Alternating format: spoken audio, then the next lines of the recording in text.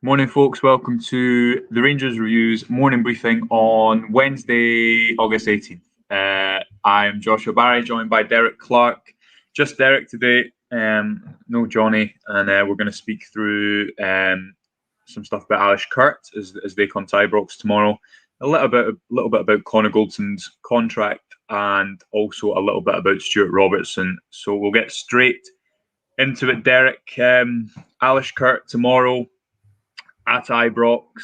What you feeling ahead of the tie? Have you seen much of them? What do you think of them?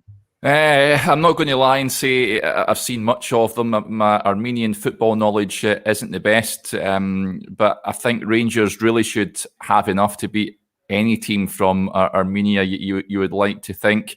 I know they played St Johnstone in recent years. And they gave them a tough time. So Rangers will need to make sure that they don't take their eye off the ball, so to speak, and don't allow the hangover from Malmo to bleed into this game. I mean, we've seen it. I'm old enough to remember the Gothenburg in Strasbourg debacles in 1997. So they'll be hoping to avoid similar fate. It's crucial that they get into the Europa League, of course, in terms of prestige and the financial impact as well. I know it's not anywhere close to what they'd be earning if they were played in the Champions League, but it's still a good amount of cash that can come into the coffers for playing Europa League football. I think they actually played Celtic as well, Alashkert, in recent years, a couple of years ago. Celtic disposed of them quite comfortably. You'd imagine Rangers should do the same and go through in this tie. Yeah, just for a bit of context, on the UEFA coefficient, Rangers are ranked 52, Aberdeen 151, Ufa, who Rangers beat in 2018 from Russia, are ranked 150, and Alashkert 179. So in terms of their reputation as as a European club, it's one of the weakest that the Rangers have faced under Steven Gerrard's tenure.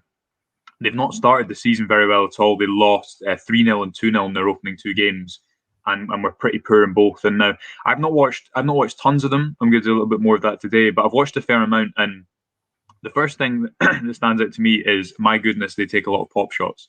And there's one game in particular where their expected goal was something like 0.9, and I was like, okay, that's not too low. And I think they took like 8 shots from outside the box, and it was just ridiculous. Like, people just getting 30 yards from the goal. Whether that's just a one-off occasion, I don't know, but they certainly seem to like to hit shots from distance. The other things that interested me were the amount of goalkeeper errors. They played Connor Keys and just squeezed past them in the first Champions League qualifying rounds. Connor Keys, you'll remember, beat Kilmarnock 2 years ago. Yeah, I've been down to the ground. They're about 45 minutes away from where I am. So really? I've been down before. They were in the Scottish Iron Brew Cup at the time. Sure, yeah. Sure. So yeah, a fair few goalkeeper errors.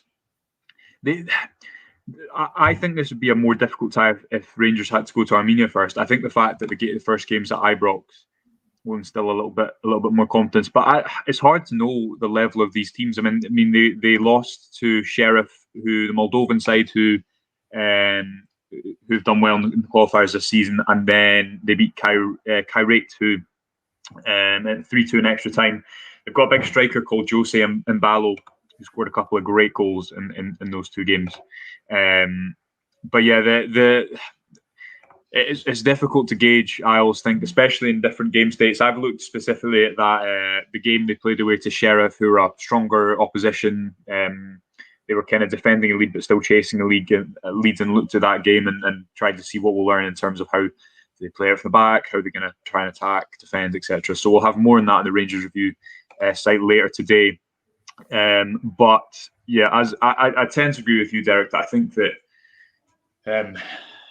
this is definitely, if you look back at the last 3 playoffs, who Rangers had: Galatasaray, Legia, Warsaw, and Ufa. This, for me, certainly coefficient-wise, this is an easier tie than all 3 of them. I still expect Gerrard to put a really strong side tomorrow and try and get a bit more of a comfortable lead going over to Armenia. But it's always tough to tell. Hopefully it's a good night at Ibrox tomorrow, not a nervy start, and get a couple of goals, but we'll see.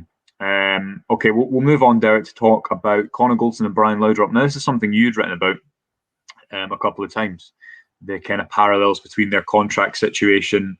In his Daily Mail column, Brian Laudrup saying, why didn't he sign a new contract months ago? All the noises have been very positive, nothing yet confirmed. I think clarity is key for a player, otherwise performances can be affected. Now, obviously, we have no idea at all, what's going on with Goldson's contract. He could well be signing a new deal. But it's interesting, Derek, drawing that the parallels between Laudrup, who obviously is almost admitting there himself that his performances were affected by his contract debacle, and all these years later commenting on Goldson's one himself. What did you make of the comments? Yeah, it was quite telling. I think every Rangers supporter knows in their heart of hearts Laudrup wasn't the same player in that 10 in a row campaign, and part of that was down to, of course, he admitted his mind was sort of elsewhere. If he would go and join Chelsea in a pre-contract agreement, Rangers elected just to keep him on and wind down his contract, and it's a sort of mirror image here with Connor Goldson. His contract situation has dragged on. I'm not too sure how long it's going to drag on further, and I'm sure Steven Gerrard will be hoping it's sorted sooner rather than later. I think everyone is in agreement that they'd love Connor Goldson to sign a new deal at Rangers. He was absolutely pivotal, particularly last season in the Invincible campaign, but his performances haven't been at that high standards that was set last season. This campaign, and that leads people to suggest maybe his mind is elsewhere, thinking of other things. I know Connor Goldson came out, I think it was earlier in the month, and he says he leaves stuff like this to his agent so he doesn't get distracted on the field. Well, it looks like I know the Malmo games, it looked like his concentration wasn't as good as what it has been in the past. And I think it's for the good of the club and him that this is resolved sooner rather than later, because Rangers support, if he has an off day, then that will be levelled at him, that he's not signed a new deal. And can Rangers afford a player to run down their deal? I'm sure they'd prefer. It's one of those ones. Would you prefer to bring the money in? How much would it be? And Connor Goldson in his last year of his deal, £4 or £5 million, perhaps at a push. Right. Would they prefer that, or keep him that season, knowing that the carrot at the end, if you win the title, is automatic entry into the Champions League? It's a tough conundrum, but they're going to need to know one way or another if he wants to stay, if he wants to wind down his contract and leave at the end of the season, or if he's going to sign a new deal. It has to come to a head sooner rather than later. Yeah, and good morning to Douglas and Janice and Scott in the comments getting in touch. I think the interesting thing with Goldson this season is that there's no one. I wrote a while back about this, but he's played roughly 95% of the matches under Steven Gerrard. So there's no real sample size of how this team copes without Connor Goldson. And I think in terms of his skill set on the right side, being the distributor from the back, the player that's comfortable taking the ball into midfield slightly, but also plays those trademark balls to Kent. Has such rapport with Tavernier. I just think it's so unknown what this side would look like without Goldson, and I think all Rangers supporters, based on his performances last season and the consistencies tended to show throughout, playing a pretty remarkable amount of games in these last season. Most people would rather he stays, and I think if hypothetically if he does go, you need to bring someone in who can roughly mirror what he does. His recovery pace is excellent. He's the one as well. Remember the high line. You need someone to marshal it. And I don't think you can underestimate how important a leader with good communication skills is in a situation like that. I don't think that that defense is the same if it's Balogun and Hollander, for example. So it's interesting. And Laudrup said at the end of those. End of the column that a resolution needs to be sorted one way or another. And I guess, Derek, that's the thing, is that you can't get to really November without there being resolution over this, is there? Because the thing is, the situation could well be sorting itself out in the background, but then the noise starts to come because people get nervous about him leaving. Yeah. Naturally, people start talking about it. So there does need to maybe be, I guess, even by the end of the transfer window, a resolution one way or another. Yeah, I would say so. For the good of the team, you can't have this lingering on. And like I say, if Goldson has one bad performance, and it's going to be levelled at him fairly or unfairly, so it needs to be resolved quite soon, I would say. Yeah.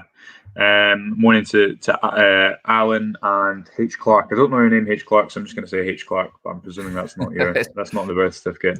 Hugh as well saying, Derek, Connor Goldson isn't the only one who's underperformed at the back, and I mean that's true. But do you know what I was thinking yesterday? Do you remember back to the Livingston game when Tavernier made 2 assists, and he was just one of his, he's given so many of these good performances over the last few years, but he was just excellent, and I actually think that. Regardless if Bassi or Barisic starts tomorrow, I'm pretty sure that Tavernier will start. You seem to have the ability to now rotate players out when they maybe do have a little bit of a bad game, take the pressure off them slightly, and then put them back in. I think that could be quite invaluable for players like Tavernier, who've in the past just had to play every single game, and sometimes have looked like they needed a little rest from the pressure, because the 3 games were obviously disappointing, but you hope that this tomorrow is a continuation of the reset post Malmo, don't you? Yeah, absolutely. H Clark is my dad, actually, so good to see him tuning in this morning. So that's good. But yeah, do you know his first name? Do you know his Henry. First name? Henry. Cool. So good to have you along with us. No, yeah, you're right. It's you don't want the Malmo hangover to seep into this. I mentioned it at the top of the program. The Strasbourg, and still sort of remnants of that I think about. I mean, Strasbourg were a good side at the time, but Rangers really should have been good enough to beat them over 2 legs. And this going into the unknown against Alashkert, nobody really knows too much about them. So you're just hoping that the club don't underestimate them. We've seen last season in terms of domestic cup competitions that you go in with maybe the wrong attitude, wrong team, and you come a cropper. So it'll be interesting to see what team Gerrard does play. He's got, again, a selection dilemma. We've put in our predicted lineups on the Rangers Review website this morning. It's interesting to say the least, but I think he's got, I know Kamara's out still, and Kemar Roof. So those two players are out, but elsewhere in the pitch he's got decisions to make, because that performance against Dunfermline, I think there's a good few players that have worked themselves into the manager's thinking for this one. Yeah, absolutely. And Kamara, I think Kamara should return for the away side, shouldn't he? It was a 3-game ban he was given. Yeah.